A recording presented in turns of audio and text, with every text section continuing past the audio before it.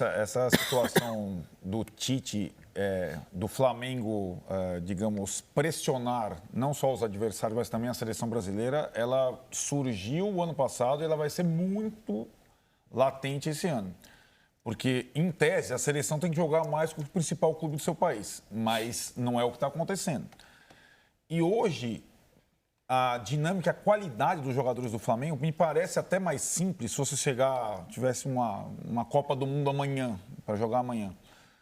Encaixar o Neymar e o Casemiro com o restante da arquitetura do Flamengo do que você pensar numa outra situação. Como era antigamente, Santos e Botafogo, por exemplo? É quase isso, porque a coisa, a fluidez é tanta nesse time do Flamengo e são jogadores, eu acho que tem nível de seleção brasileira. O Gerson tem, o Bruno Henrique tem, o Gabigol tem. Isso é indiscutível. Hoje é mais simples a gente imaginar encaixar uns extra classe como o Neymar e também o Casemiro, que na minha opinião, um titular do Real Madrid indiscutível, tem que ter lugar na seleção, do que você remontar toda... E acho que isso vai ficar... A cada partida da seleção que o time não tiver no nível que o Flamengo apresenta, isso vai estar. Vai estar nas entrevistas do Tite. Você mesmo falava, Rizek, no final do ano passado, a primeira pergunta que eu faria numa coletiva da seleção brasileira hoje é por que seu time não joga como o Flamengo? E por que a seleção não joga como o Flamengo? Com todo o material humano brasileira que tem, não joga como o Flamengo. Acho que essa é a pauta do futebol brasileiro. Por que seu time não joga como o Flamengo? Então. E não é vergonha para ninguém, né? Claro, não é. Sabe, é um fato, uma constatação. Fato, cara. Sabe, é isso que as pessoas têm que entender, que aqui não é que o português vem aqui, não sei o quê. É uma coisa que está acontecendo. Sim. E os clubes brasileiros têm que se mexer mesmo. Além dentro do campo, fora também. O Flamengo está dando show fora do campo também. Organização, tudo, e contratação, tudo. Então tem que ser exemplo. Não é para, não vou copiar. Tem que copiar sim, por que não? É a seleção brasileira, cara, sabe? E quem sabe o nível do Flamengo, o descolamento do patamar do Flamengo em relação aos outros, não faça os nossos times se mexerem para melhorar também. Não, vai melhorar. Porque, os times são igualmente grandes ao Flamengo e precisam pegar o Flamengo. Ou vão aceitar o Flamengo instalar uma supremacia aqui ganhando todo ano o campeonato por pontos corridos. Porque eu consigo ver um time num mata-mata eventualmente eliminar o Flamengo, como fez o Atlético Paranaense. Arma um esquema, consegue num jogo infeliz do Flamengo, num jogo super feliz da sua equipe, tira o Flamengo de uma Copa.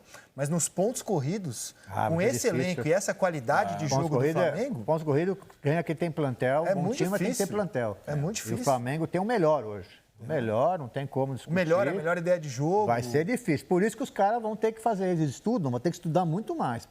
O Flamengo está mexendo demais com o futebol brasileiro. Que bom, né? Está mexendo pro bem, né? Sim. Está mexendo pro bem, por coisa boa. Concorrência sempre é bom. Cara.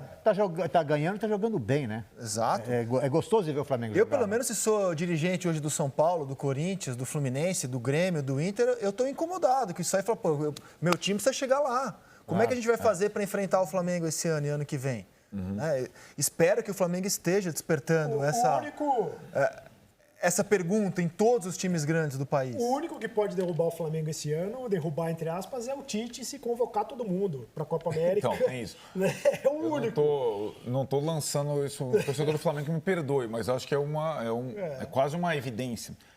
E assim, para os mais antigos, os que viram o Flamengo lá do Zico lá atrás, o Flamengo do Zico, o jeito de jogar e inspirou a seleção brasileira. Eu não vi, eu joguei. O Muricy jogou. Sofri contra ele. Inspirou a seleção brasileira de 82, o Tele. O jeito que o Flamengo jogava. Isso aí. Né? Os dois laterais do Flamengo, que eram o Júnior e o Leandro, sem ponta de ofício, que era comum na época, mas o Flamengo já jogava com o Tita, com o Lico e tal. Inspirou a seleção brasileira de 82.